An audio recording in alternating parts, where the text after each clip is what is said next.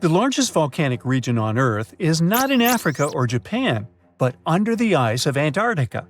Scientists found 138 volcanoes in its western part, and if they decide to go wild, you'll surely notice it.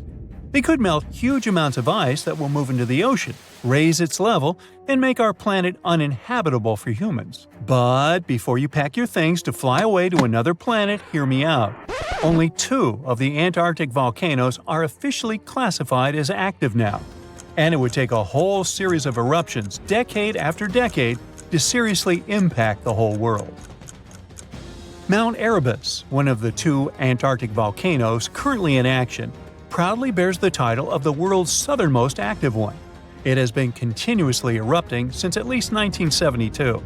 It emits plumes of gas and steam and sometimes even spews out rocks, and scientists call it Strombolian eruptions.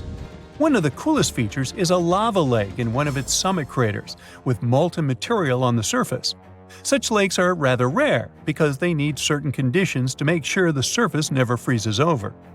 The second active volcano is Deception Island, a horseshoe-shaped landmass.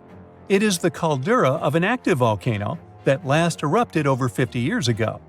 Scientists who monitor it say it shouldn't go wild anytime soon. Antarctica also has plenty of fumaroles. Those are volcanic vents that release gases and vapors into the air. In the right conditions, they can spew out enough stuff to build fumarolic ice towers up to 10 feet tall. Scientists keep an eye on the Antarctic volcanoes with seismometers that detect when the Earth starts trembling from volcanic activity. Sometimes they also use more complicated tech, but it's all really challenging because of how far away this polar region is and how tricky it is to get there. That's why no one can predict when one of the continent's volcanoes that are now sleeping might erupt.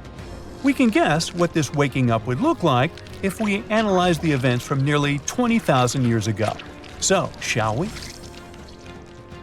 One of Antarctica's sleeping volcanoes, Mount Takahe, had a series of eruptions and spewed out a good amount of halogens rich in ozone back then. Some scientists say these events warmed up the southern hemisphere. Glaciers started to melt and help finish the last ice age. For these events to repeat, we'd need a series of eruptions with substances rich in halogens from one or more volcanoes that are now above the ice. It's an unlikely scenario, but since it already happened in the past, it's not completely impossible. As for volcanoes hiding under a thick layer of ice, it looks like their gases would hardly make it to the atmosphere, but they would be strong enough to melt huge caverns in the base of the ice and produce a serious amount of meltwater. The West Antarctic ice sheet is wet and not frozen to its bed, so this meltwater would work as a lubricant and set the overlying ice into motion soon. The volume of water that even a large volcano would generate in this way is nothing compared to the volume of ice beneath it. So, a single eruption wouldn't make a difference. But several volcanoes erupting close to or beneath any of the western Antarctica's big ice streams would. Those ice streams are rivers of ice that take most of the frozen water in Antarctica into the ocean. If they change their speed, then bring unusual amounts of water into the ocean, its level will rise. As the ice would get thinner and thinner, there would be more and more new eruptions. Scientists call it a runaway effect. Something like that happened in Iceland.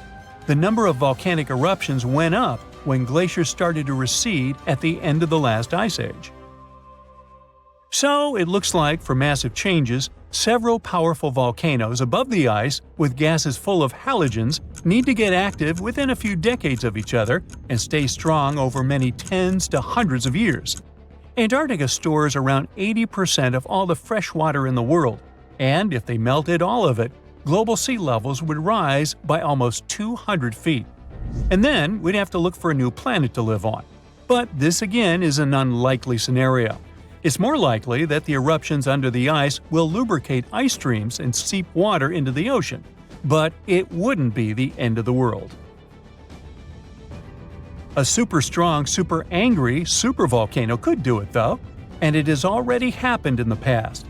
Over 200 million years ago, the world went through a major makeover with not one, not two, but 4 massive volcanic eruptions in huge pulses.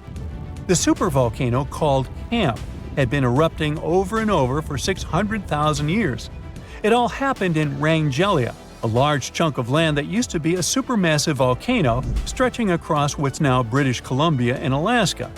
And it wasn't the lava or the volcanic ash that ruined the environment. The eruption made carbon levels skyrocket. The planet would never be the same again. This volcanic activity might have helped dinosaurs grow from cat-sized critters into giants we saw in Jurassic Park. It kicked off a 2-million-year rainy season. It made the whole world hot and humid, and the dinos just loved it. Researchers dug deep into sediment layers beneath an ancient lake in Asia to uncover these secrets. They found traces of volcanic ash and mercury, clear signs of those epic eruptions. There were carbon signatures showing huge spikes in carbon dioxide levels. It made the atmosphere toasty, and the rain poured down. So the bad news is, another eruption like this could happen. The supervolcano beneath Yellowstone National Park has been sleeping for nearly 70,000 years. But if it wakes up, it would be many times more catastrophic than the eruption of Mount St. Helens in 1980. It's considered the most disastrous volcanic eruption in U.S. history.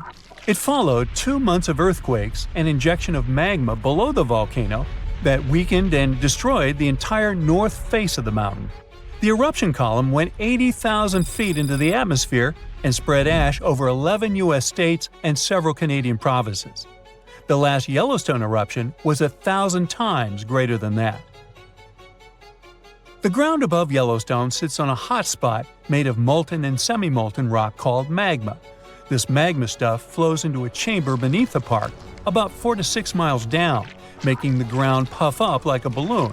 But then, as it cools down, the ground goes back to its usual state. Volcano watchers have been keeping an eye on this for a century. They noticed the ground lift up about 10 inches around 20 years ago, but since 2010, it's been going back down. The experts say we have no big eruptions on the horizon, so doomsday isn't coming anytime soon. But there's some underground activity going on lately which keeps us interested. Since humans haven't been around to witness every little thing Yellowstone does, it's kind of tough to say for sure what's brewing down there. Yellowstone has had some epic eruptions within the last couple million years. They happen like clockwork, with gaps of 600,000 to 800,000 years between them. The last big one was around 640,000 years ago, and it basically reshaped the entire landscape, spreading ash and debris as far as Louisiana. You can still see the aftermath of the last big eruption in the Yellowstone caldera today. Experts say a massive eruption like the last one is an unlikely scenario. We're more likely to see eruptions of steam and hot water or lava flows. When and with what force it will wake up remains a mystery to scientists. It was the beginning of the 20th century, and two rivals, Robert Scott and Roald Amundsen, set on their expeditions to become the first people in history to reach the South Pole. The race wasn't easy, and it ended tragically for Scott. Amundsen has won and set his tent on the pole before his rivals. A member of Scott's expedition known as Terra Nova, British geologist Thomas Griffith Taylor, not only survived the harsh conditions but also made an unexpected discovery. He found a waterfall of what appeared to be blood at the rocky base of the glacier, which now has his name, in 1911. It took scientists more than a century to figure out what is behind the eerie coloring. A team of American scientists journeyed to Taylor Glacier with powerful electron microscopes to analyze its contents. Previous studies had scratched the surface of the Crimson Enigma, but no one had previously done a full-scale analysis of its mineralogical makeup. These researchers unleashed a whole arsenal of analytical equipment and spotted little iron-rich nanospheres. These teeny-tiny particles, 1/100th the size of human red blood cells, originate from ancient microbes. They flourish abundantly in the meltwaters of Taylor Glacier. These nanospheres are jam-packed with iron, silicon, calcium, aluminum, and sodium, forming a unique composition that paints the subglacial water a vivid shade of red. These nanospheres don't have the usual crystalline structure found in minerals, which is why previous detection methods failed to spot them. Taylor Glacier's icy depths harbor an ancient microbial community that has thrived in isolation for thousands or possibly even millions of years. This discovery could help us in the search for life outside of Earth.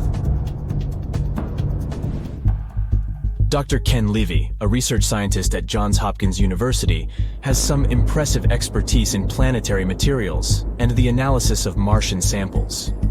He decided to find out what would happen if a Mars rover landed in Antarctica. Could it figure out what makes bloodfalls so mesmerizingly red? So, researchers treated bloodfalls as a simulated Martian landing site. They used techniques inspired by the rovers exploring the red planet. The samples they collected were sent to Johns Hopkins processing facilities. There, Livy unleashed the power of transmission electron microscopy and revealed the enigmatic nanospheres. He made the conclusion that our current methods of analyzing other planets' surfaces with rovers fall short. They can't unravel the true nature of environmental materials, especially on chilly planets like Mars.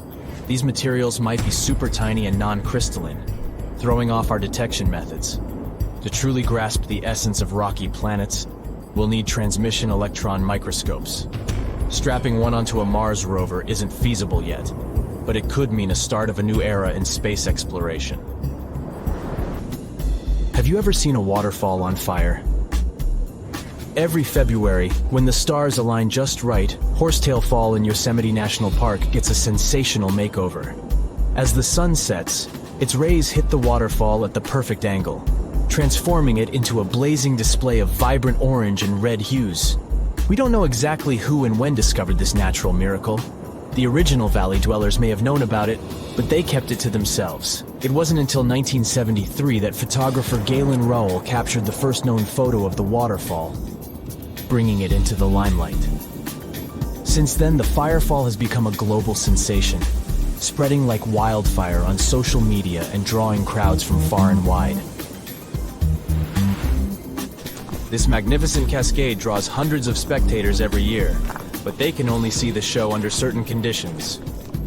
First things first, Horsetail Fall needs a flowing stream.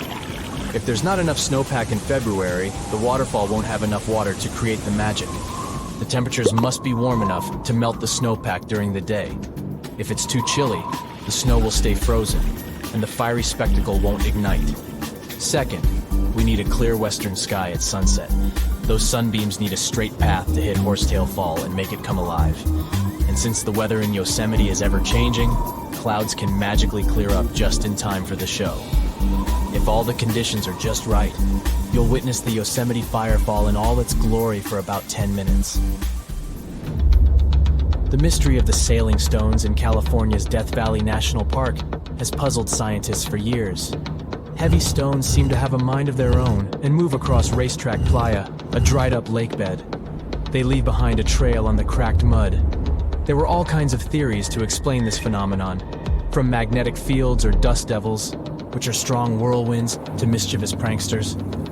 No one has actually witnessed these rocks in action, which only added to the mystery. In 2006, a NASA scientist named Ralph Lorenz entered the scene. He was studying weather conditions on other planets, but he couldn't resist the allure of Death Valley and those elusive sailing stones. He had an eureka moment while tinkering at his kitchen table with a Tupperware container. Lorenz filled the container with water, leaving a small rock poking out, and chucked it in the freezer. Then he placed this icy construction in a big tray of water with sand at the bottom and gently blew on it. The rock began to glide across the water, leaving a trail in the sand. Lorenz had been studying how ice can make big rocks float and move along tidal beaches in the Arctic Sea.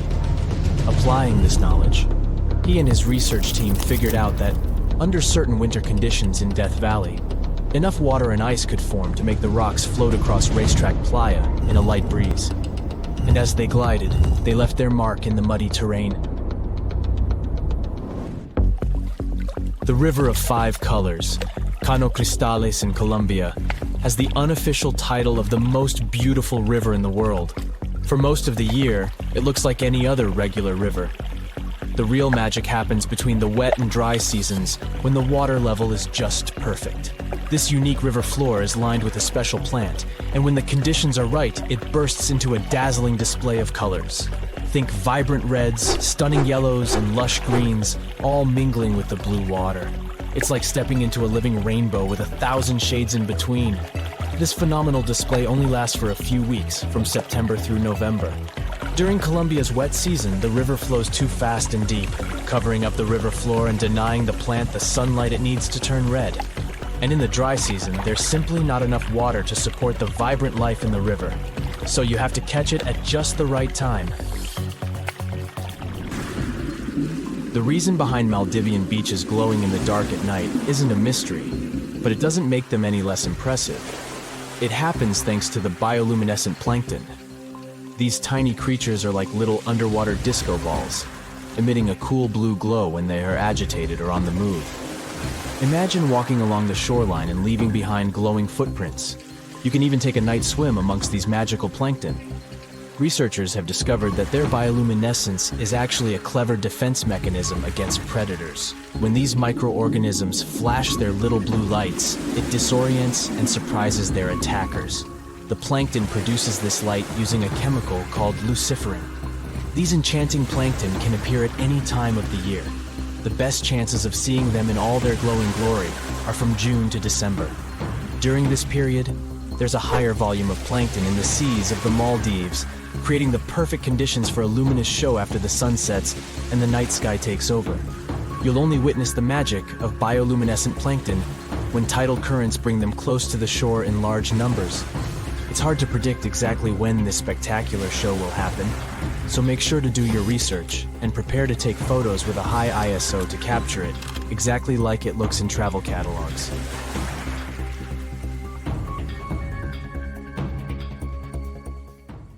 Do you know that NASA explores not only stars, planets, galaxies, or black holes?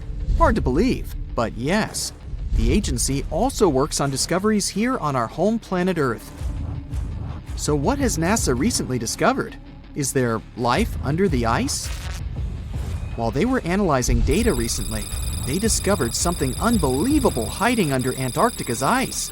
And this discovery not only changes everything we know about the whole water system of the Earth, but it may also help with research about life in space. Humankind's existence might depend on understanding Antarctica and its secrets. So, the recent discoveries reveal vital information about our survival. But before we continue, let's see how much you know about this place, where it's only ice as far as your eyes can see. Antarctica is one of the world's 7 continents in the southern hemisphere. It's the 5th largest continent in terms of total area, and that means it's almost twice the size of Australia. Want to see real meteorites? Go to Antarctica. Due to its dry climate, Antarctica is one of the best places to observe space. But what's even greater is that you can find meteorites on the white surface of the continent. Scientists have already plucked about 45,000 meteorites from the ice, and they think they can see another 300,000. Since there aren't many terrestrial rocks there, it's easy for them to spot them, thanks to their dark color. Antarctica's dry desert environment also helps preserve them, even the ones that fell to Earth more than 1 million years ago. And can you imagine any volcanic activity in Antarctica? It's hard. But this place is where fire meets the ice. West Antarctica is where most volcanic activity occurs. Scientists recently found that 138 volcanoes exist in West Antarctica alone. Wow! You would think that Antarctica is always cold, but no. Its coastal regions can get as warm as 50 degrees Fahrenheit. But have you ever wondered what Antarctica would look like if there were no ice? It may seem unimaginable now, but it was not always covered by ice. That was 34 million years ago though, so nobody could tell how the continent's surface would be without the ice. But NASA changed that. They generated computer simulations and created the most accurate map of it as of today. What they saw was incredible. The continent was not flat at all like it seemed. It's pretty bumpy with valleys, rolling plains, and high mountains. But this was nothing next to what they had discovered under Antarctica's ice. So, what is it? Drum roll, please. NASA found 2 new subglacial lakes. And what's even cooler about it is that they spotted these lakes from space. How is that? If your answer is high-tech satellites, then you're right. In 2003, NASA launched a satellite called IceSat. It measured ice sheet mass balance and cloud and aerosol heights. The satellite also helped create the ice-free map of Antarctica. In 2010, the European Space Agency launched the second satellite, Cryosat-2. It was for tracking the changes in the thickness of the ice. Then, in 2018, NASA launched the third one, IceSat-2, a follow-on to the IceSat spacecraft. It measured ice sheet elevation and sea ice thickness. It was NASA's most advanced Earth-observing laser instrument. It delivered the highest precision data. And when that was combined with the data from the other satellites, it was possible to spot these two new lakes near a pair of larger ones. But how is it possible that these lakes exist in the first place? The average thickness of most Antarctica ice is approximately 1.2 miles. However, it can get over 1.8 miles thick in some places, especially during the winter. So, you might think that there's nothing under there, but science says otherwise. It's not quite possible to see it with your bare eyes, but the continent's ice is slowly but constantly flowing in different directions under the force of its weight. But scientists could not figure out how water moved for many years.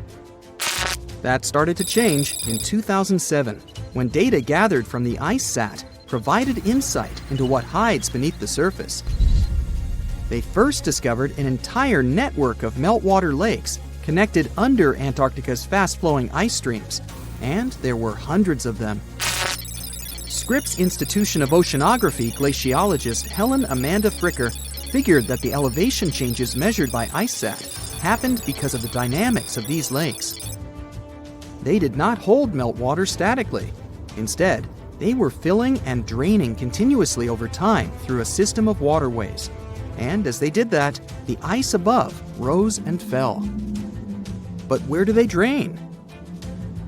The ocean, of course, and it drains a lot. A recent study, co-authored by Fricker, found that the drainage of one lake flushed as much as 198 billion gallons into the ocean in only 3 days. Countless mysteries about how nature works are still waiting to be solved.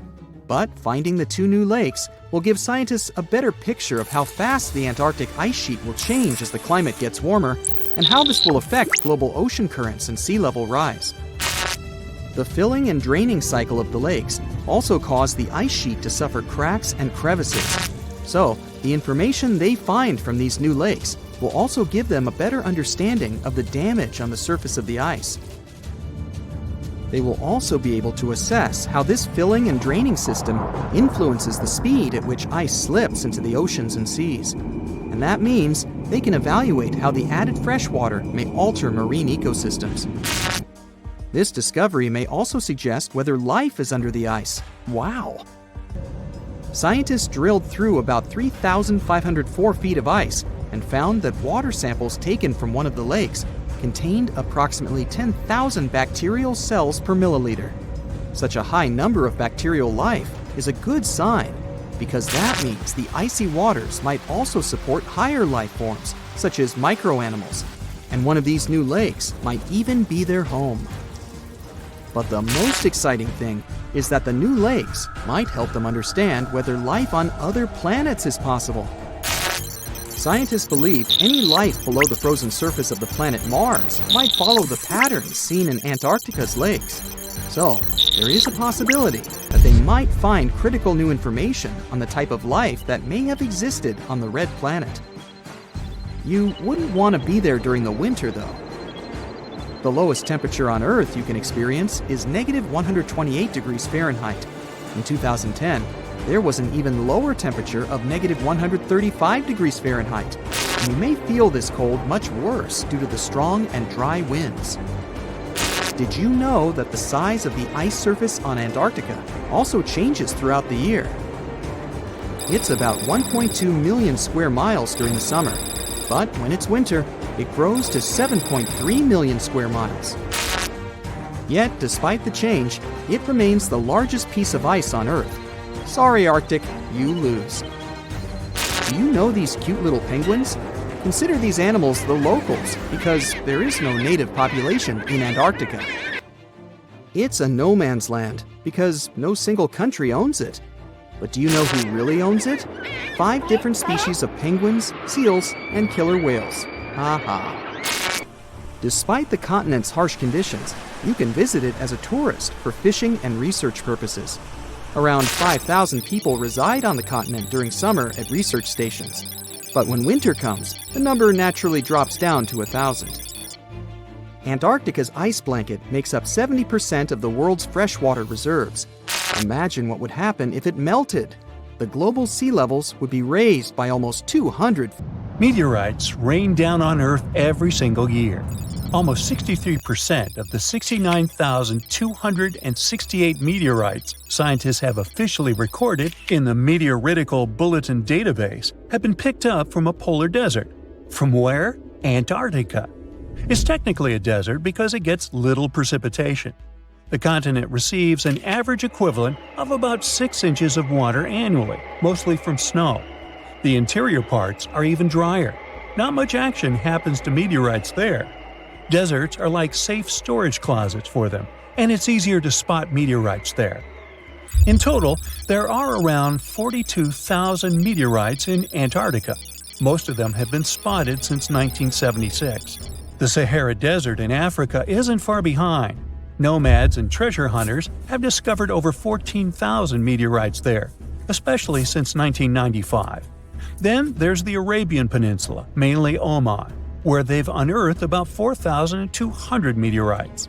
So why does Antarctica take the crown for its meteorite collection compared to other areas?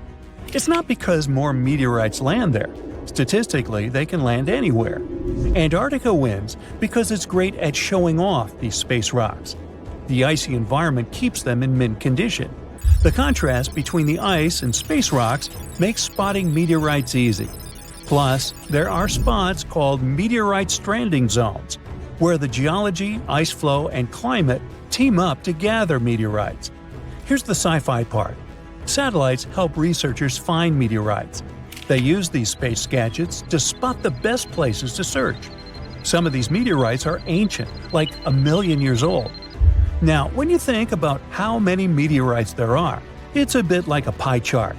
If you measure their weight instead of just counting them, things get interesting.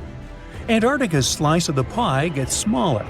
On average, an Antarctic meteorite weighs about 2 ounces, like a small bar of chocolate. Ooh, chocolate.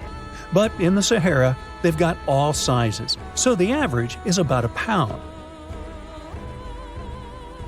Now, let's talk about meteorites in action. Only a tiny bit, maybe just 1.8% of all meteorites found have been seen falling. These are called falls. Clever name. Meteorite detectives, or meteoriticists, get all excited when they see that.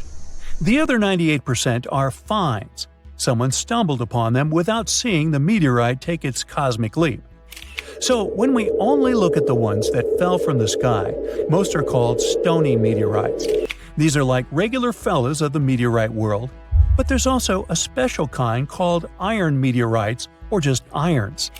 There are also super rare meteorites, called mesositerites, and pelocities, that are like a mix of metal and regular rock stuff.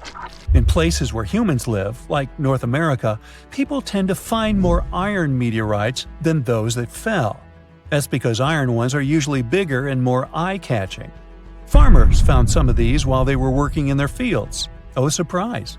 A bunch of gigantic iron meteorites from places like China, Namibia, and the US make the chart slices huge. Now, check out this adventure.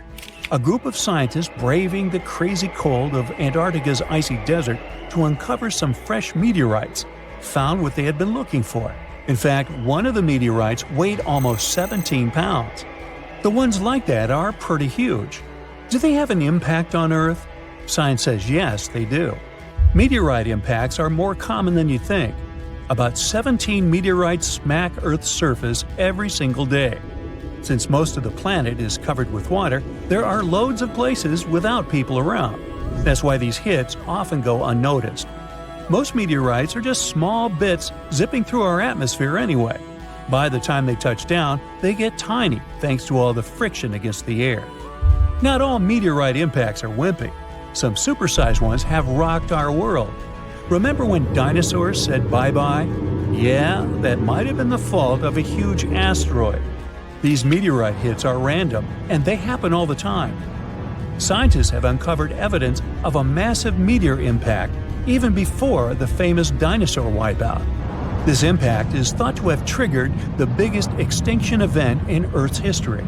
The 300-mile-wide impact crater is chilling over a mile beneath the East Antarctic ice sheet. This mega event occurred about 250 million years ago. The epicenter of the crater is in the Wilkesland area of East Antarctica. It might have started the breakup of the Gondwana supercontinent. It was a big landmass that included parts of what are now South America, Africa, Antarctica, Australia, and more. So, the Gondwana supercontinent started to chip off by creating a tectonic rift that pushed Australia northward. This Wilkesland impact surpasses the one that led to the dinosaurs' extinction in terms of scale and could have caused catastrophic consequences at the time. The Toba meteorite is a huge chunk of space stuff chilling on Earth. It crash-landed about 80,000 years ago in Namibia. The thing is a heavyweight, like twice the size of the next biggest meteorite ever found. Interestingly, it also has a weird flat shape. Nobody's moved it since it fell, so we really don't know how deep it's hidden. But experts think it's skidded along ground like a stone skipping on a lake because it landed at an angle. That's why it didn't leave a big crater when it hit the ground. And it was discovered by chance. A farmer found the world's biggest single meteorite. He was plowing his field with an ox and a regular plow. Suddenly, he heard a scraping noise. It was the metal plow meeting the iron meteorite. The Mosi meteorite from Tanzania has been staying underground for centuries before scientists gave it a proper look. The locals loved this space gem, calling it Commando. It was known in town for generations. Mosi is made of the same stuff as its other meteorite friends on Earth, about 90% iron and 8% nickel. It weighs 25 tons. Let's talk about the El Chaco meteorite, part of the Campo del Cielo meteorite crew in Argentina. Imagine an almost 24-square-mile playground for space rocks. El Chaco, weighing 37 tons, decided to show up fashionably late in 1969. So, what if you found a meteorite? How can you tell for sure that it's not just some random rock? These space visitors have a few features that make them stand out from regular rocks. Firstly, meteorites are often heavier than they look because they're packed with heavy metals and dense materials. Secondly, most meteorites have some metallic iron, so magnets usually stick to them.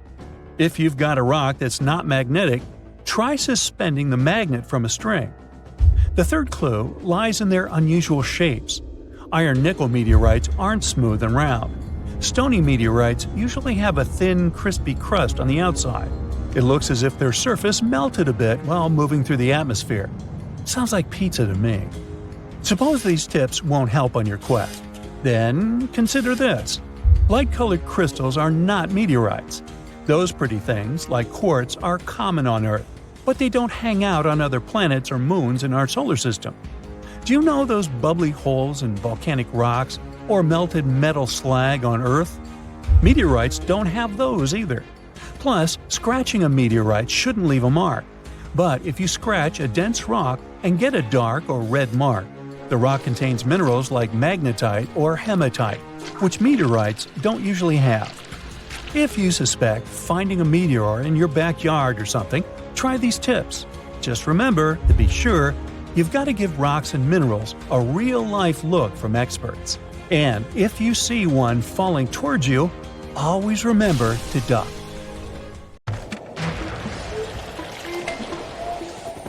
There's not much to do in Antarctica except scientific work. You could check out the wildlife, like some cute penguins and seals. And you'd get to see the occasional whale swimming around. Antarctica is one of the biggest lands out there that's only inhabited by scientists and researchers from all over the world. These scientists dug a hole through some pretty thick ice to study the ancient air and how the atmosphere cleans itself.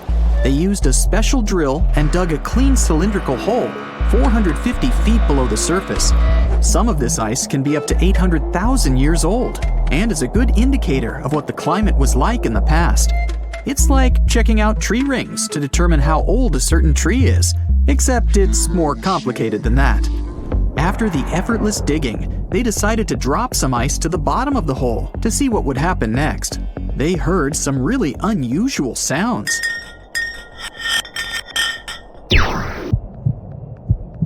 It felt like being on a spaceship traveling through a bunch of obstacles with many rocks smashing into each other. The pitches changed over the quick descent of the block of ice, ranging from high pitch and ending with a low heartbeat-like sound. The scientists were puzzled when they first heard this and dropped some more ice, only to find out that the same type of sounds were being produced, just in different variations. They couldn't tell what was down there, and, more importantly, why these kinds of sounds were produced. Antarctica boasts quite a few volcanoes, many of which are under super thick sheets of ice. Scientists discovered 91 volcanoes and claimed there could be more, potentially making it the most extensive volcanic region in the world. While they were doing regular scientific research, they came across many unmistakable large cone-shaped figures underground. Some were as deep as 2 miles in the ice. Some of the peaks were over 3,000 feet tall and dozens of miles across. But on the surface, it's as plain as a sheet of paper. They may have dropped that block of ice inside an actual volcano that they were standing on, but it's unlikely. Even though the underground volcano presence was discovered by accident, there's a small chance they were actually standing on one where they had their workstation set up. It's more likely that they worked in an area where studying ancient climates is easier and less dangerous than other places. They collect ice samples and study them in a lab. It's like discovering a prehistoric insect embedded in amber millions of years ago when dinosaurs used to roam the land. But instead of little bugs, scientists study ancient dust, air bubbles, sea salts, volcanic ash, and anything else that may have come from the environment. They can practically tell how the climate was during that time. These ice samples might show that Antarctica's western ice sheet melted when the Earth's climate warmed up. If it did, then it's likely to happen again. That would mean sea levels rising, affecting coastal cities and small remote islands. But scientists aren't sure it's true, despite some evidence to back it up. The process of studying ice samples can take a week or even a year, depending on what they find. They crush or melt the sample bit by bit. And like those tree rings, the deeper the layer, the further we go back in time. In order to study ancient bubbles trapped in ice, researchers have to crush the samples under a vacuum hood to keep the air out while extracting the air and putting it in vials. There are various instruments and devices to study the ice samples, but because it's so sensitive to damage, each measurement must be in a clean room setting so that nothing gets compromised. The scientists have to wear proper bodysuits and many layers of gloves and constantly get ventilated. Even something as tiny and insignificant as a fingerprint can ruin a sample. They look for certain patterns to see changes in the atmosphere's composition and temperature. But dropping a few blocks of ice down a hole wouldn't be so bad. The reason why it made such a peculiar sound is the same reason why a moving car sounds different when it's honking than when it's stationary. The scientific word for it is the Doppler effect. It's an obvious change in the frequency of a wave with respect to an observer who is moving relative to the wave source. The effect doesn't mean the frequency of the sound changes, it just shifts. And this can be said about other types of waves, like water and light. But sound waves are the most popular ones when it comes to the Doppler effect. So, when the scientists dropped the ice block down the bottom of the hole, the sound waves traveled back up and bounced around the narrow tube where they drilled. That's why they got the pew pew sound. Let's not forget that this ice block traveled 450 feet beneath us. Oil ships dig holes in the oceanic crust that go thousands of feet beneath the Earth. The Kola Super Deep Borehole in Russia is the deepest hole ever made by humans. It goes more than 40,000 feet below the surface and took almost 20 years to reach 7.5 miles. Below it is only half the distance to the mantle. In terms of the whole Earth, this very deep hole is literally scratching the surface. This wasn't a hole to dig for oil, and wasn't in the ocean either. The drilling was stopped in 1992 when the engineers found out that the temperatures were 100 degrees Fahrenheit higher than they predicted. And then it was abandoned, and it's just been a barren hole now. But that's the closest we've dug to the center of the planet. The scary thing is that some of the workers on the site could hear voices coming from within. All the way in Yemen, an ancient hole exists in Barhout, in the east of the country in the middle of the desert. It's actually closer to Oman than to the capital Sana'a. This hole has puzzled experts and locals. Unlike the holes in Russia and Antarctica, this wasn't man-made. Or was it? It's been around for many years, and the locals try to steer away from it. They don't even like talking about it, since they claim it brings bad luck to those around it, or to whoever utters its name. They claim it was created as a prison for spirits, but many rule that out. The hole is 98 feet wide and somewhere between 330 to 650 feet deep. You can also hear strange sounds coming from the inside. But according to some scientists, the well has little to no ventilation and barely has any oxygen down there. So it's unlikely that anyone or anything lives down there. The Challenger Deep in the Mariana Trench caught some low-pitched grumble sounds in March of 2016. Some of these grumbles were followed by screeches. They caught these sounds in a span of weeks, using a titanium-encased microphone so that the immense pressure of the lowest point on Earth wouldn't crush it.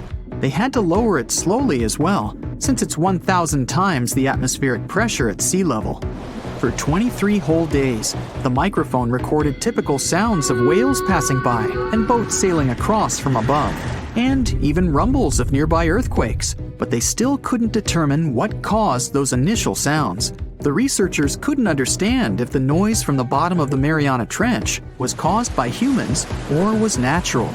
They also wanted to know if these sounds affected marine life, like dolphins and whales that rely on echolocation. They still can't figure it out, but scientists estimate that the ocean is about 10 times noisier than it was 50 years ago. With technological developments in shipping, submarines, and underwater construction, the ocean will only get louder with time. Northern lights come with sounds, which nobody talks about. They're usually audible when the auroras are at their most powerful presence.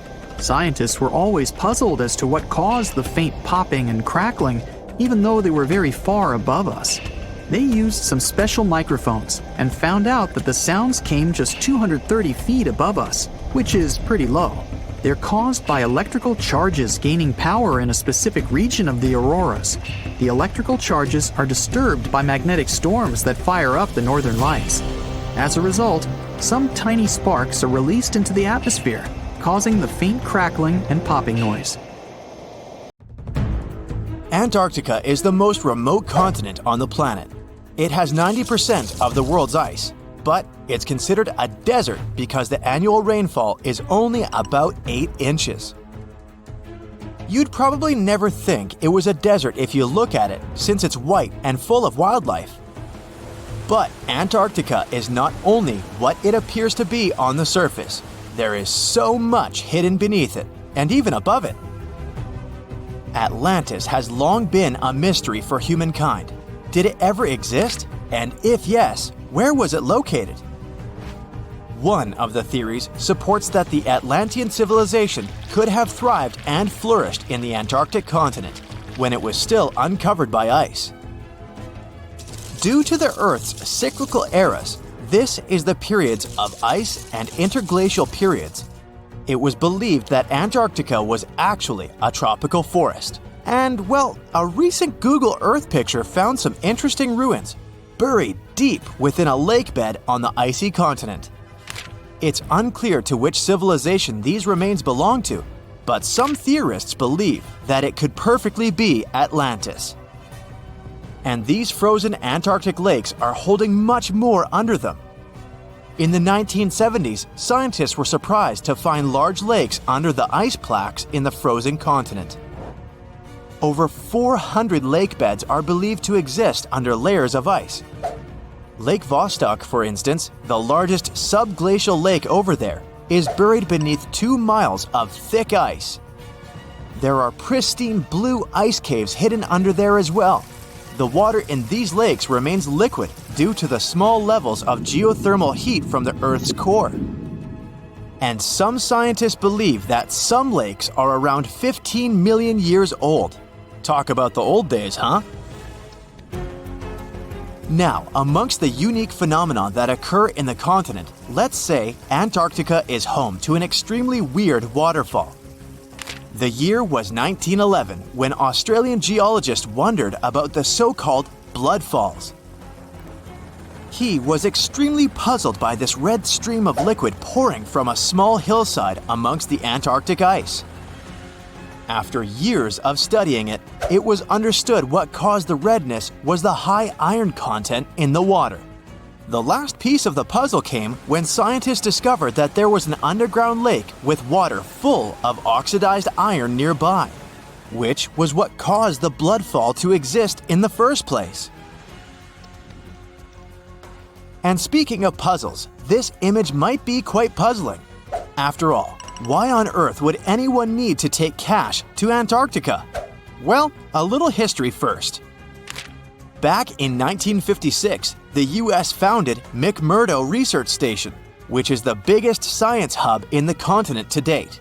At its peak, the McMurdo Station hosts from 200 to 1,000 scientists. And these people need money to buy coffee, pizza, and other things to meet their daily needs.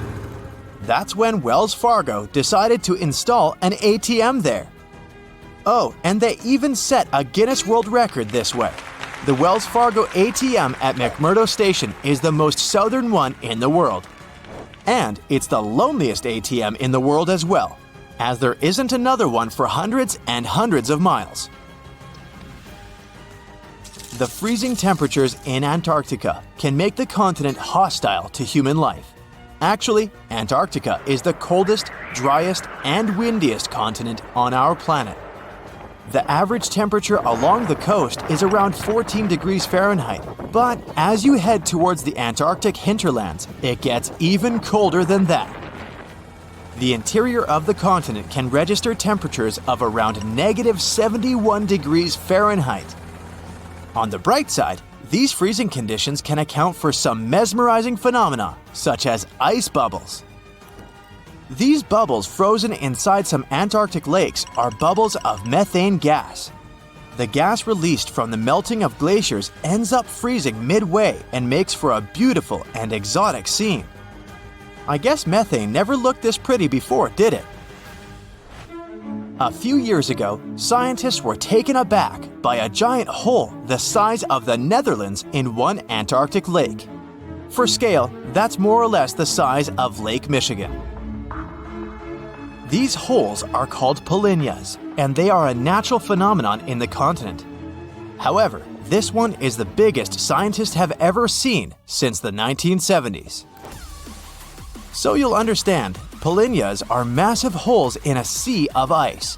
Most of them occur along the continent's coast, but this new one was found in the Weddell Sea, much farther from the shore. Scientists are still trying to understand how that happened and what its implications are for the climate in the region. There's one feature in the continent that looks completely man-made and has even sparked several theories around the world regarding its origins. I mean, this formation looks exactly like other man-made pyramids, doesn't it? The only difference is that this is actually a natural rock formation and has existed for a very long time. It was first found during an expedition in the 1910s and was kept secret ever since. It was nicknamed Pyramid, but its correct scientific name is Nunatak, which is simply a peak of rock sticking out above a glacier or an ice sheet. There are other famous peaks that look pyramid-shaped, such as the Matterhorn in Switzerland. So no, this really isn't a human construction. We're sure of it. And the list of fascinating discoveries on the ice continent goes on. An artificial intelligence program was analyzing a set of data on Antarctica when it came across a stunning discovery. There may be up to 300,000 undiscovered meteorites to be found in the icy field of the continent. The truth is, meteorites have been falling on the continent for millions of years. But it was only 110 years ago that the first one was found. And guess what? Recently, researchers found a Martian meteorite in East Antarctica. It was the biggest one found in the last 25 years, and it weighed about 165 pounds. Now, usually fire and ice are rather a tricky combination, so I'm guessing you wouldn't say that Antarctica hosts an active volcano, right? But it does. The volcano, known as Mount Erebus, is the southernmost active volcano in the world with liquid magma and lava boiling for eons. Actually, Mount Erebus has been active for over 1 million years, and it's Antarctica's second highest volcano with a height of 12,000 feet. We've mentioned before that Antarctica wasn't always icy, but could you imagine a huge rainforest covering the entire continent? This isn't science fiction, it's actually true. Leaf impressions and fossilized wood clearly show signs of tropical trees in the region. Fossil research has also revealed something magnificent. Antarctica is home to the oldest worm in the world. According to National Geographic, sperm fossils found in Antarctica reveal a long-extinct species of worm that is around 50 million years old. Scientists claim that this discovery is beyond important to studying some evolutionary relationships and say that this was only possible due to the freezing of such samples for thousands of years. Antarctica is a continent rich in biodiversity. Penguins, polar bears, and seals are just some of the animals we know that exist down there. But there is also a rare and fascinating species of fish that inhabits Antarctic waters. Popularly known as the see-through fish, this species is as bizarre as it is beautiful. This fish had to adapt to survive the cold water temperature in Antarctica, so much so that it evolved into a unique being. As well as a transparent body, this fish has transparent blood, making it completely see-through. This is because they lack the protein hemoglobin, which gives blood its red color. Pretty neat, huh? When you think of Antarctica, you probably think of icebergs, right? So here are some fun facts about it. Did you know that icebergs have a lifespan of about 3,000 years? And that together with Greenland, Antarctica is one of the world's primary sources of icebergs. Icebergs can reach 600 to 700 feet below the surface of the water, and around 90% of an iceberg is hidden underwater. That's where the expression "tip of the iceberg" comes from. Ever wonder why, despite all our advancements in technology and science, there's a vast expanse of our own planet that we barely know about? Believe it or not, over 80% of our oceans remain uncharted territory. It's as if we've got this massive aquatic playground in our backyard, and we've barely scratched the surface. Also, did you know that only about 7% of our oceans have a special tag called Marine Protected Areas, or MPAs? How come this colossal body of water that envelops most of our planet is also among the most vulnerable and misunderstood spaces in the universe? Pressure has a lot to do with it. Our deep ocean is a beast of a place with no visibility, freezing temperatures, and pressure that's so intense that in certain areas it would make you feel like you're having the weight of 50 jumbo jets on your body. No wonder we're having an easier time sending people into space than to the bottom of the ocean. The deeper you go into the waters, the more pressure piles up. But let's not forget we have tech on our side, right? Scientists now use these cool satellite technologies that track the color of the ocean to check how much phytoplankton is there, for example. Why is this important, you might ask? Because these little plant-like critters are actually pretty major players in our big blue oceans. In the grand scheme of things in the aquatic world, phytoplankton is like the bedrock of the ocean food chain. It gives life to almost everything, from the tiny zooplankton, which are animal-like microorganisms, to those colossal, magnificent whales. When these technologies first came around, satellites could get clear images of the ocean faster than a ship could take the same number of measurements in 10 years. But it's not all about looking at the ocean from space. Sometimes you gotta dive in there and see it for yourself. Thankfully, we've come a long way in ocean exploration tech too. We've got things like floats and drifters that ride the ocean currents while collecting data, and a whole fleet of underwater vehicles, some of which are manned, some remote-controlled, and some even autonomous. Remember James Cameron, the guy who made the movie Titanic? He's super into exploring the ocean, and in 2012, he set a record by going down to the Mariana Trench in a vertical torpedo sub. He thinks there's nothing like being in the ocean and experiencing it firsthand. Other companies use a mix of technologies for their ocean explorations. It led them to discover amazing stuff like a deep-sea coral reef near Morocco, the only one still growing in the Mediterranean Sea. They've also discovered new species and documented ones previously thought to live only in the Atlantic. These efforts have convinced local authorities to declare some places as marine parks. As with most scientific areas, the road isn't without its bumps. These expeditions can cost quite a lot, and the lack of detailed maps and data only adds to the challenge. We can't always rely on bathymetric information, meaning the study of the ocean floor, because it's often not available. And that's the tricky part. We need to explore more to know more, but getting the funds for these kinds of projects can be tough when there are so many unknown variables. One particular company's explorations have helped protect nearly 4 million square miles of ocean so far. The data they collect during their expeditions is invaluable. It's used to identify new species, locate vulnerable habitats, and even show where threatened species are being overlooked. Their work helps dismiss excuses from local authorities who claim they lack the necessary information to establish more MPAs. The same company supports a goal known as 30 by 30, aiming to protect 30% of our oceans by 2030. It's a big target, and there's a long road ahead, but ongoing ocean exploration can provide the proof needed to keep more of our oceans safe. We also need to set aside areas for protection and research, even when we don't have all the facts just yet.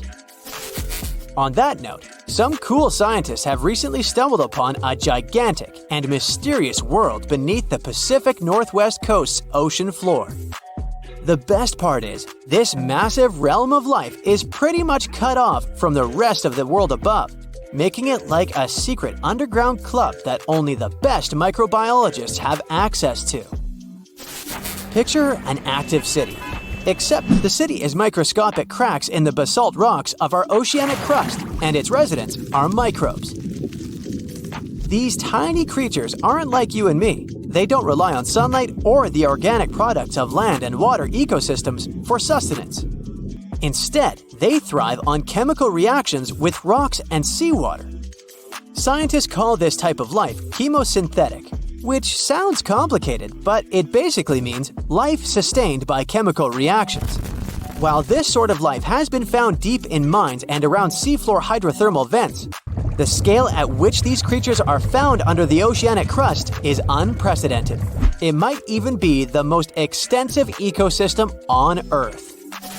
A geomicrobiologist from Denmark was part of the team that made this discovery.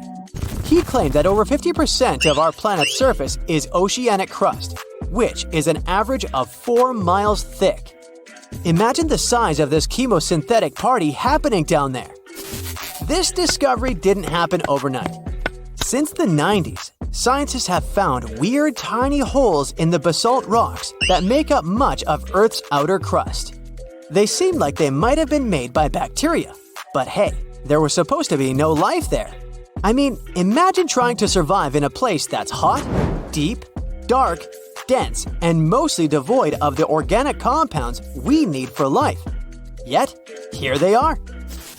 In the following years, more pieces of the puzzle fell into place. Scientists found that the oceanic crusts had different conditions at the centers and edges. At the centers, rocks are jam-packed with energy-rich compounds that support these tiny life forms. But by the time they reach the edges, these chemicals are all gone. Fast forward to now, and it's time to put the puzzle together. A microbial ecologist from the University of North Carolina worked on this research and says we now have solid evidence of microbial life in the cracks and crevices of deep ocean basalt. The next question scientists asked was, how far does this life extend? Researchers collected samples of crust from a plate roughly 120 miles off of Washington's coast, drilling deep beneath the ocean's surface. What they found down there was remarkable. The life down there runs on a unique fuel, hydrogen. Yep, in the absence of sunlight, hydrogen provides the energy for all their biological processes. These microbes use hydrogen to transform carbon dioxide into organic matter.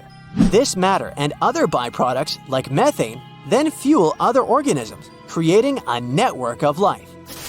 Of course, the life down there isn't as complex as the one we know up here. Scientists doubt there will be any multicellular life under the ocean because it's too hot and energy poor. But hey, who knows? This universe under our oceans still has a lot to reveal. This whole thing is significant for many reasons. First, it confirms that life can exist in places without oxygen, which changes our perspective on where we can find life. This makes us wonder if life could exist under similar conditions on other planets, where surface conditions might be too harsh. The implications on Earth are also profound. If a large portion of life exists in the oceanic crust, then our understanding of life on our own planet could be completely changed. This exciting discovery stretches our understanding of life and prompts us to keep exploring the mysterious depths of our oceans, pushing the limits of our understanding. NASA is also in on the whole deep sea exploration project. Why? Shouldn't they be preoccupied with outer space? Because they're hoping to find hints about what the oceans on other planets might look like. NASA specialists are really hopeful that by unearthing underwater secrets, we can solve some of the big questions about space. Plus, they're testing some nifty equipment for future journeys across our solar system. Look at that! What is that perfectly shaped ice circle doing in the middle of the river? How did it even appear there? For such a circle to form, the conditions must be very peculiar. So let's see if you can make a similar ice formation at home. Ice circles are also called ice disks and ice pans. They form in rivers, lakes, and creeks when ice gathers in the center of the body of water moved by an eddy. The thing is, random eddies tend to follow circular routes. And in the winter, ice crystals often gather in such slow-moving waters. As a result, they form circular disks of ice. The current doesn't let these disks move away, it just slowly rotates them in one place. As an ice circle turns, it hits other chunks of ice or the shore and gets lathed down until it's perfectly round. There's another way for ice circles to form. When a body of water gets covered with ice, a current traveling underneath might break off a chunk of ice and start rotating it until it's shaped like a circle. These disks can be really large, up to 50 feet across. Another amazing ice phenomenon is called Penitentes. These are snow formations found at very high altitudes. Numerous and closely spaced, they look like long, thin blades of hardened snow or ice that point towards the sun. These icy spires grow over snow-covered and glaciated regions in the dry Andes at a height of more than 13,000 feet. Some penitentes are just several inches tall, while others reach 16 feet. That's around 3 human heights. Such jagged structures form due to the process called sublimation. It's a bit similar to melting, but in this case, the sun turns the snow directly into vapor without melting it first. In other words, the ice skips the liquid stage and goes from its solid form to gas. Curved areas of the surface heat up and sublimate faster than others, forming dents. That's how penitentes get formed, and that's why they lean in the direction of the sun's rays. Now, this is called rabbit ice. And isn't it cute? This phenomenon has other names too. Ice flowers, ice wool, ice ribbon. Pick whatever you like. I'll stick to rabbit ice. It forms when the air has cooled down to freezing temperatures. But the ground hasn't frozen yet. Sap in the plant stems expands while freezing, and it causes cracks along the stem. What happens next is water gets drawn out through these cracks. It freezes once it comes in contact with the air. This process forms super thin layers of ice, creating something that resembles ribbons or petals of ice. The same phenomenon happens with woody plants, but in this case, the ice is even thinner, more hair-like. These ice formations are incredibly delicate, so if you want to see rabbit ice, look for it in the early morning in shaded areas. You can find frost flowers floating on the surface of a newly frozen lake or sea. In 2009, a team of scientists from the University of Washington was sailing near the North Pole. That's when they discovered a large field of these pretty ice formations. But the best thing was that when they melted a few of these blossoms, they noticed that the water contained an unusually large number of bacteria. But how do these amazing ice formations appear? The air must be extremely cold, colder than the surface of the ocean, and very dry. When the air is so different from the ocean, its dryness pulls some moisture out of the water. The air gets humid, but just for a while. The cold makes the water vapor heavy. No wonder the air wants to get rid of this additional weight. So, crystal by crystal, the air turns back into ice, creating delicate flowers, sometimes reaching up to 3 inches in height. The ocean literally blossoms. Needle ice also has many names, and the most creative of them are frost columns, ice fringes, and ice castles. This type of ice occurs in a similar way to rabbit ice, but the water gets drawn out from the soil surface through narrow capillaries. All this water freezes in needle-like columns.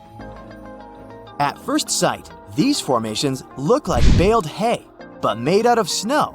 And actually, it's quite an accurate description. You know how hay gets rolled up into large balls? Well, the same way snow rollers form. The wind blows a chunk of snow along the ground. As it rolls, it picks up even more snow, growing in size. Snow rollers are usually cylindrical and hollow inside because the very first layer of snow often flakes away as the roller moves.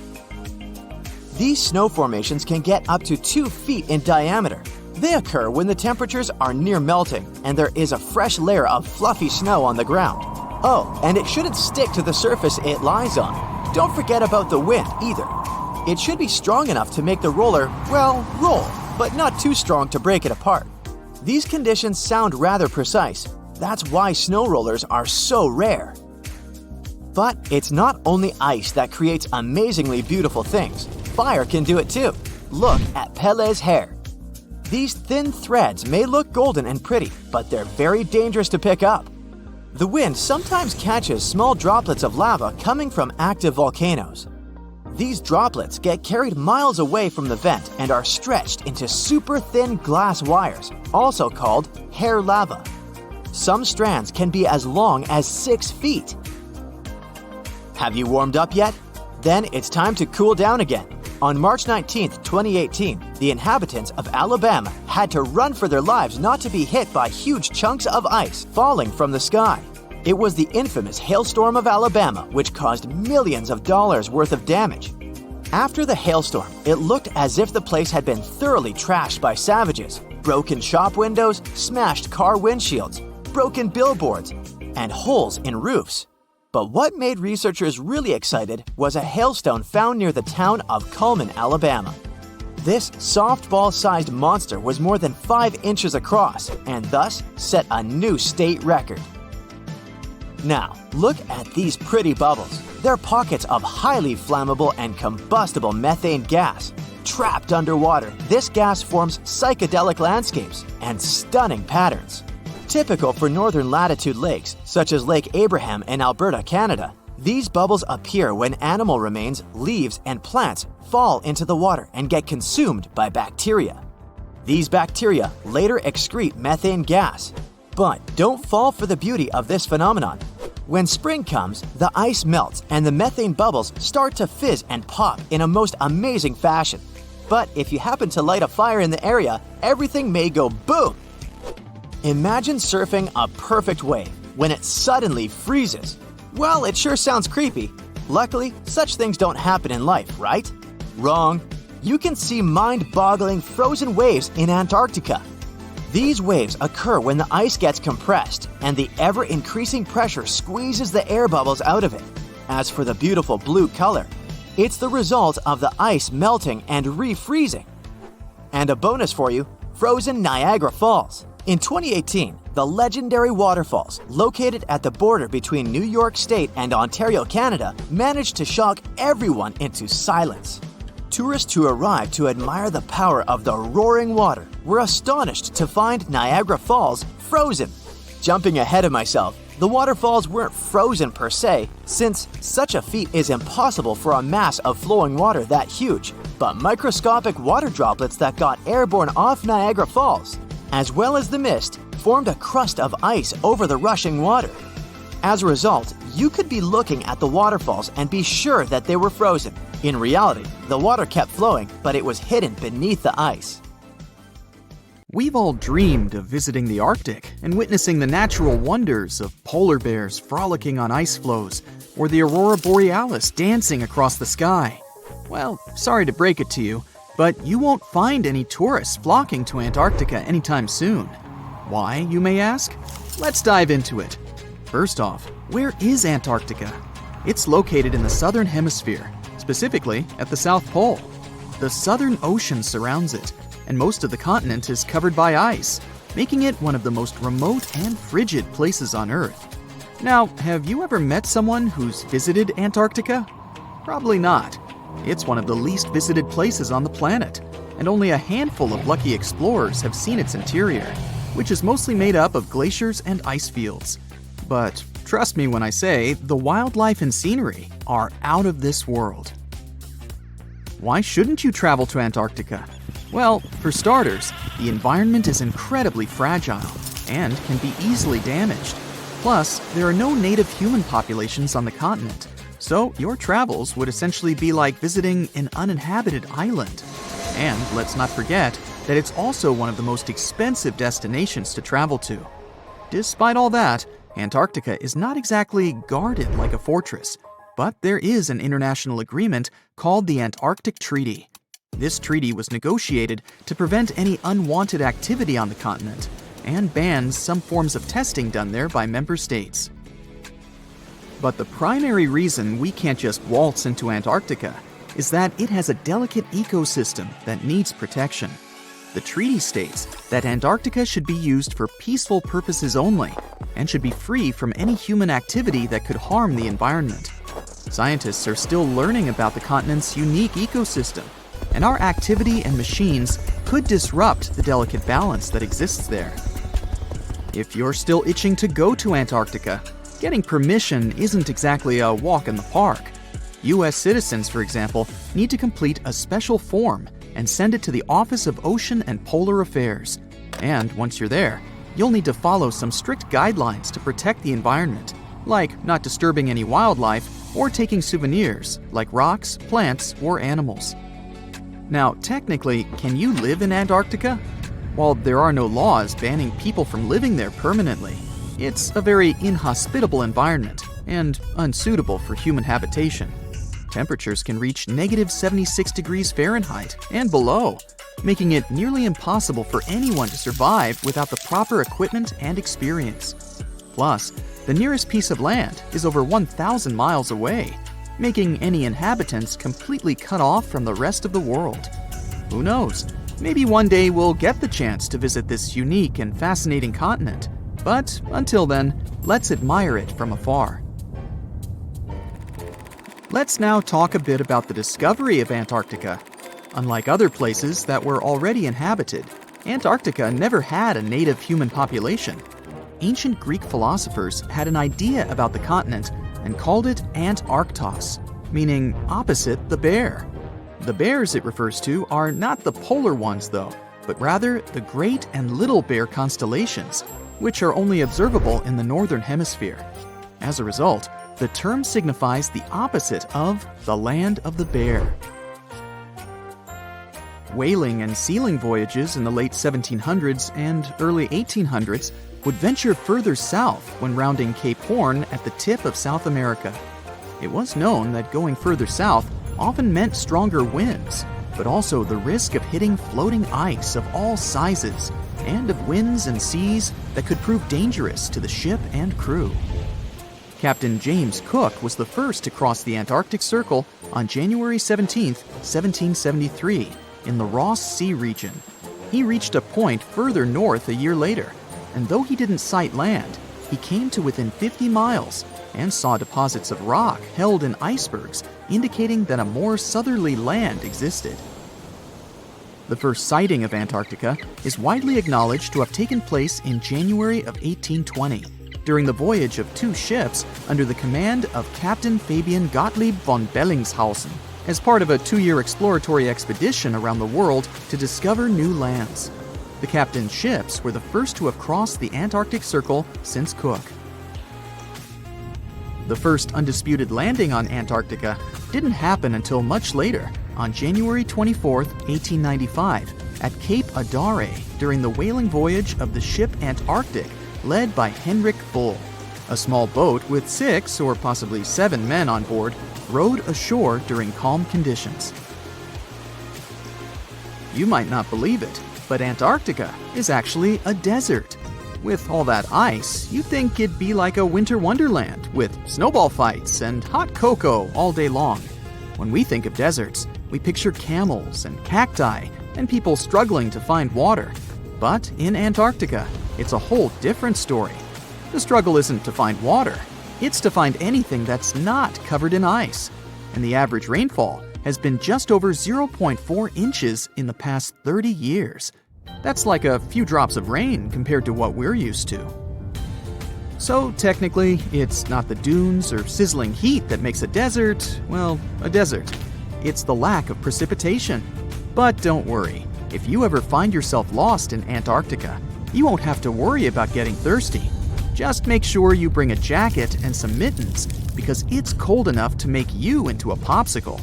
Not only is Antarctica one of the driest places on Earth, but it's also the coldest, the windiest, and the highest. Talk about overachieving. The penguins and scientists down in Antarctica have at times found themselves in a bit of a pickle when it comes to time. You see, unlike the rest of us on this big blue planet, there is no Antarctica time zone. All the lines of longitude meet at a single point at the South Pole, making it a bit of a head-scratcher when trying to figure out what time it is. Now, you might be thinking, but how do the scientists and researchers keep track of time down there? Good question. They typically stick to the time zone of the country they departed from. However, with stations from all over the world on the Antarctic Peninsula, things can get a little wacky. Imagine trying to coordinate with your neighboring countries without accidentally waking them up in the middle of the night. You might think that not much could survive in a place where the temperature is extremely cold, the sun barely shows up, and the wind could blow you away faster than a tumbleweed. Well, as in many places on Earth, life found a way in Antarctica too. Believe it or not, this frozen continent is buzzing with activity. It's home to billions of krill, which in turn attract lots of seals and more penguins than you can shake a fish at. But don't let their cute and cuddly appearance fool you. Penguins are the ultimate swimmers, with streamlined bodies that would make Olympic medal winners jealous. They come ashore to breed and chill, but their real talent is stealing pebbles from each other and forming mathematically precise huddles to stay warm. Antarctica is also home to the largest species of penguin on Earth. It's called the emperor penguin. Sure, these creatures are flightless birds, but that doesn't mean they can't jump. In fact, some of them can leap up to 120 inches. And let's not forget about the seals. With their furry bodies and special songs, these marine mammals are protected by the Antarctic Treaty, and they're thriving in the cool waters of the Southern Ocean too. But the real stars of the show are the whales. During the Antarctic summer, these huge creatures show up in droves to chow down on the abundant krill. It's indeed like a whale buffet down there. Our planet's biggest and meanest supervolcanoes are waking up. When they erupt, you'll surely notice it, even if you live thousands of miles away from the epicenter. Scientists are worried we might not have enough time to prepare and deal with the consequences of a super eruption. There's some volcanic activity close to the Italian city of Naples. And no, it has nothing to do with the famous Mount Vesuvius, but with another volcano. This one is harder to see as it doesn't have a tall peak like Vesuvius. But don't let this bad guy trick you. It could be way more dangerous than its giant neighbor. It does have a huge crater that's about 8 miles wide. This volcano is called Campiflagre, and it's actually one of the largest volcanoes in Europe, sitting under the town of Pasquale. So, Campiflagre erupted 39,000 years ago with a bang so massive it spread ash across the whole Mediterranean region. It also caused the temperature to drop by over 16 degrees Fahrenheit across Eastern Europe. It was the biggest volcanic eruption in Europe in 200,000 years. Since then, Campiflagre has had smaller eruptions, and the last one happened in 1538. Now the area is full of small craters, hot springs, and bubbling pools, and they're all proof that this volcano is still very much alive and brewing something. Since the early 2000s, the ground in the giant crater and the town nearby have been slowly rising by about 1 to 1.5 inches every year. There were at least 150 earthquakes that shook this supervolcano lately. In May 2024, there was a 4.4 magnitude in the area, the biggest in the last 40 years. Residents had to leave their homes and camp outside, fearing there would be more earthquakes. No one knows how Campiflagre is going to behave in the following months or years, but the authorities are organizing evacuation exercises to prepare the population just in case. The Italian volcano looks like an innocent kitten compared to the real giants like Yellowstone. For a volcano to deserve the title of a super one, it must be able to produce catastrophic scale eruptions and eject huge amounts of magma, ash, and volcanic gases. The Yellowstone giant meets these criteria. Even though it moves from time to time, the Yellowstone supervolcano hasn't erupted for 640,000 years. But when it does wake up, it might erupt with incredible power, about the same amount as 10 huge nuclear power stations can produce. Under the ground, beneath Yellowstone, there's a super-hot area full of molten rock called magma. As more magma moves into a big space called a magma chamber, the ground above starts to swell or rise. When the magma cools down, the ground falls. Between 2004 and 2009, the ground at Yellowstone rose by almost 10 inches, but then it started to slowly go back down in 2010. Scientists aren't sure if it's going to erupt anytime soon. There's also another big volcano called Long Valley in California that has been active since 1980, and it can be a really big threat. Scientists studying this supervolcano found out that before its biggest eruption, 760,000 years ago, the buildup may have taken less than a year. Now, that's bad news, because a supervolcano eruption can have a huge effect on the world, like the eruption of the Toba volcano in Sumatra around 74,000 years ago. It became the biggest volcanic eruption the Earth had seen in 28 million years. It covered parts of Indonesia, India, and the Indian Ocean with a thick layer of volcanic debris, almost like a 6-inch blanket. The amount of rock it spewed out was like stacking nearly 3 million Empire State Buildings. The giant crater it left behind can still be seen from space. All the ash and gases shot up into the air and blocked some of the sunlight. It caused a volcanic winter that lasted about 6 to 10 years. Some scientists think this eruption might have even affected early humans. Around the time Toba erupted, the human population took a sharp dip, and there were far fewer people. Some say this is why all modern humans come from a small group of survivors. According to the Toba catastrophe theory, most early humans in Europe and Asia didn't survive the cold and harsh climate after the eruption, but a lucky group lived through all that in Africa. Not all scientists agree with this idea, and some archaeological and climate records show a different story. Another volcano that changed the world in a big way was Mount Tambora in 1815. The next year went down in history as the year without a summer. It was cold and rainy, and there was snow and frost even in the middle of summer, especially in Europe and North America. This happened because the volcano sent out a lot of sulfur dioxide into the sky, which spread all over the world and made the planet colder.